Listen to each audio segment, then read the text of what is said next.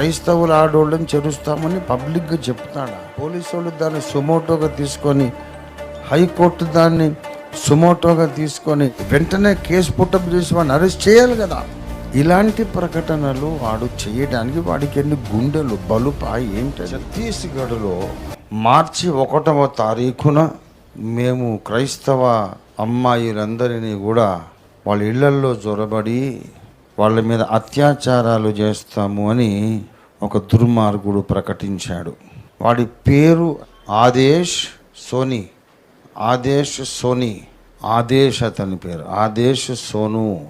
ఏం ప్రకటించాడంటే, మార్చి 1వ తారీఖున మేము మొత్తం ఛత్తీస్గఢ్ రాష్ట్రంలో క్రైస్తవ గృహాలలో మేము ప్రవేశించి క్రైస్తవ అమ్మాయిలందరినీ బట్టలు విప్పదీసి నగ్నంగా ఊరేగించి ఉన్కా ఇజ్జత్ సే హమ్ ఖేలేంగే, వాళ్ళ మానాలతో మేము ఆడుకుంటాము, ఆ తర్వాత వాళ్ళను పబ్లిక్గా మానభంగాలు చేస్తాము, ఆ తర్వాత చంపేస్తామని కూడా చెప్పారు.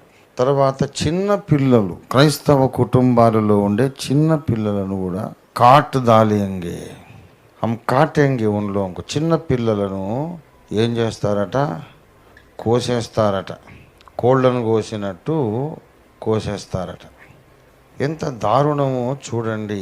అది చాలా షాకింగ్ అనిపించింది. క్రైస్తవ అమ్మాయిలను ఇలాగ చెయ్యడానికట వాళ్ళ బట్టలు విప్పదీసి పబ్లిక్గా వాళ్ళ మానాలతో ఆడుకొని ఆనందించి తర్వాత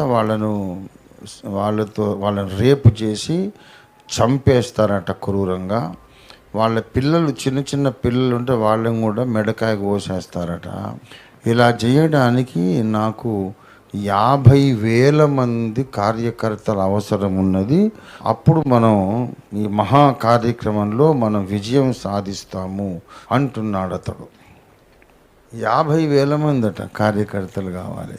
ఈ భయంకరమైన ప్రకటన విని గత రాత్రి నేను పిలుపునిచ్చా, చలో ఛత్తీస్గఢ్. నేను కూడా ఛత్తీస్గఢ్ వస్తున్నా.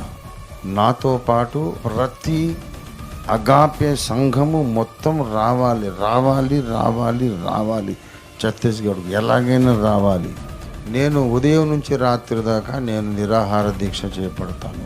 అక్కడ ఒక టెంట్ వేసి కూర్చుంటాం రాజ్భవన్ ముందే. ఢిల్లీలో కూడా అదే పని చేస్తాం. ఇలాంటి ప్రకటనలు వాడు చేయడానికి వాడికి ఎన్ని గుండెలు బలుపా ఏంటది? క్రైస్తవుల ఆడోళ్ళని చెరుస్తామని పబ్లిక్గా చెప్తాడా? పోలీసు వాళ్ళు దాన్ని సుమోటోగా తీసుకొని, హైకోర్టు దాన్ని సుమోటోగా తీసుకొని వెంటనే కేసు పుట్టప్ చేసి వాడిని అరెస్ట్ చేయాలి కదా. ఈ రోషము కలిగిన వాళ్ళందరికీ, ఓఫీర్ మినిస్ట్రీస్ కుటుంబ సభ్యులకు, ఇంకా ఇతర డినామినేషన్స్ అందరికీ కూడా, ఇండియా ప్రజాబంధు పార్టీ సభ్యులకు, రాష్ట్రీయ క్రైస్తవ పరిషత్ సభ్యులకు, ఆ భావజాలాన్ని అభినందించే వాళ్ళందరికీ పిలుపునిస్తున్నాను. ఆర్కేపీ జెండాలు, కండువాలు పట్టుకొని ఛత్తీస్గఢ్కు మనం వెళ్ళాలి. ఈ సేవకుల సదస్సులో ఇదే నా ప్రకటన, నా పిలుపు.